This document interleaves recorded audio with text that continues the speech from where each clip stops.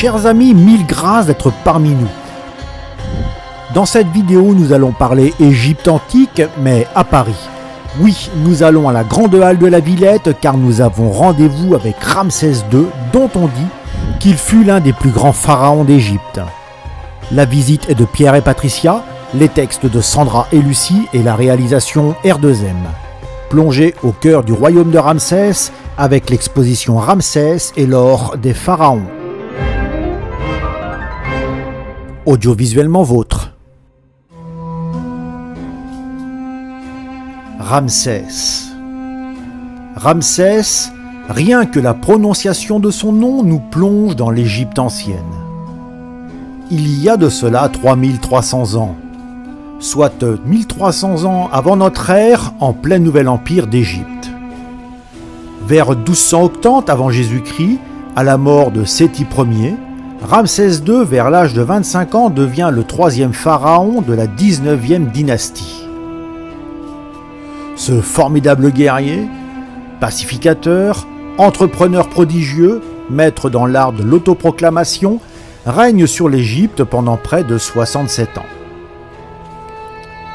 Vénéré comme un dieu tout au long de son règne, Ramsès II s'éteint à l'âge de 92 ans.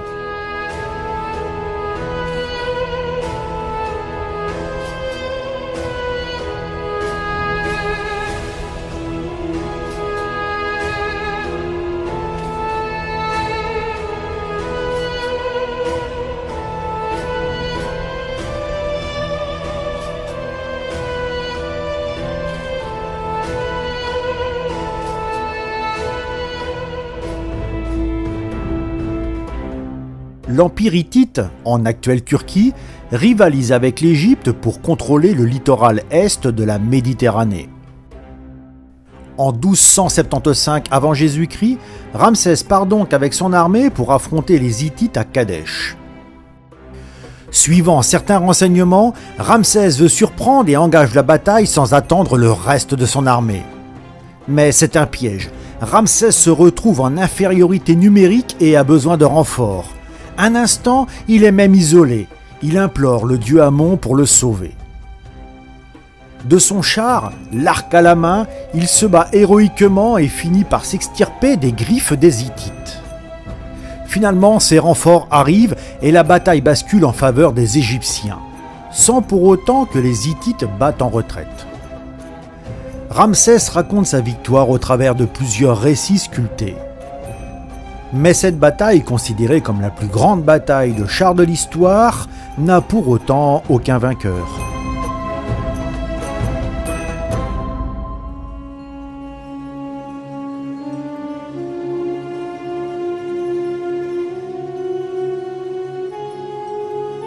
La paix instaurée entre les Égyptiens et les Hittites donne naissance à une nouvelle ère. Ramsès se tourne vers ses projets de construction et son long règne devient une période de tranquillité et de prospérité.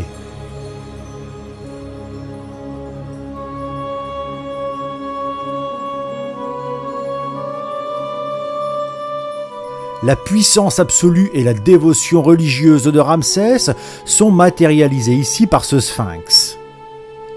Il offre un vase d'eau sacrée à Amon-Ré, le roi des dieux. Ramsès élargit 7 temples en Nubie le long des rives du Nil. Les plus magnifiques sont les 2 temples d'Abou Simbel sculptés à même les falaises. Ramsès nomme le premier le Grand Temple, autrement dit la maison de Ramsès bien-aimé d'Amon. Ramsès s'y représente lui-même en Dieu. Un autre temple plus petit est dédié à Hathor, déesse de la fertilité. Ainsi, il fait référence à son épouse bien-aimée, Néfertari. Dans le delta du Nil oriental, à proximité du littoral méditerranéen, dans la partie ancestrale de son grand-père Ramsès Ier, Ramsès II fonde une nouvelle capitale qu'il nomme Pi-Ramsès.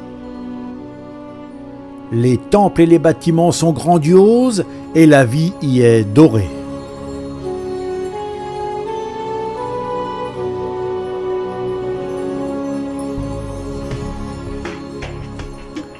Qui dit pharaon dit tombeau richement décoré. Les pharaons du Nouvel Empire sont inhumés dans la vallée des rois, sur la rive du Nil opposée à celle de la ville de Thèbes.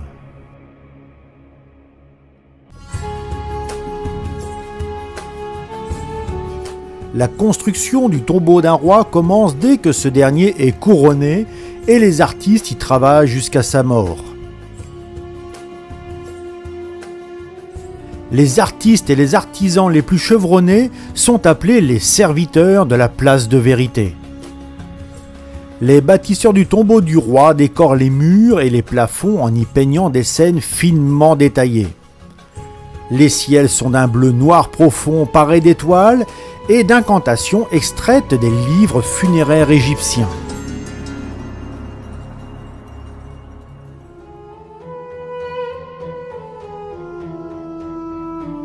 Après son décès, le roi est inhumé avec tout ce dont il a besoin pour vivre dans l'au-delà comme un dieu.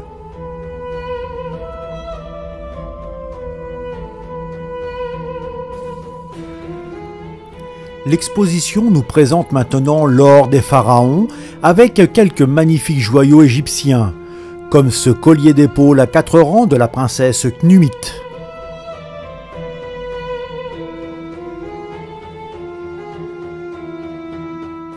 La perruque royale est surmontée d'un diadème.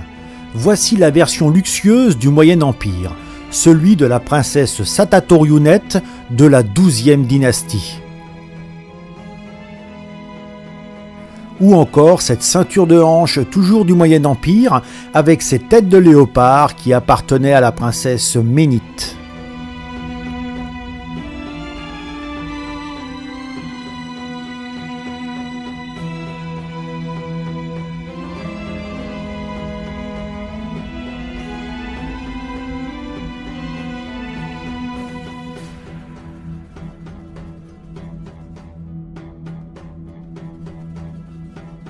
Sheshonq II est le roi de la 22e dynastie. Sa momie est insérée dans 2 cercueils à tête de faucon. Le cercueil interne est en fait de cartonnage, alors que le cercueil externe est en argent.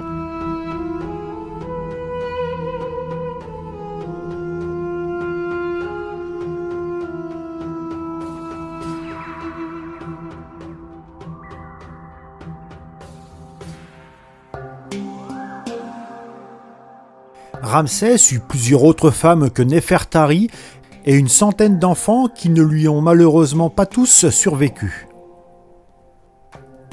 À sa mort, en 1213 avant Jésus-Christ, c'est son 13e fils, Méremptah, qui lui succède.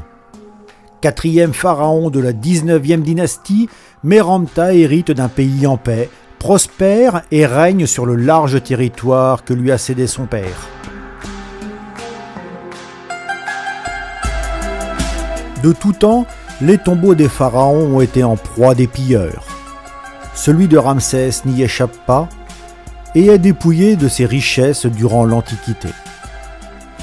Il y a 3000 ans, des moines déplacent son tombeau dans une cachette secrète, puis passent dans l'oubli jusqu'au 19e siècle.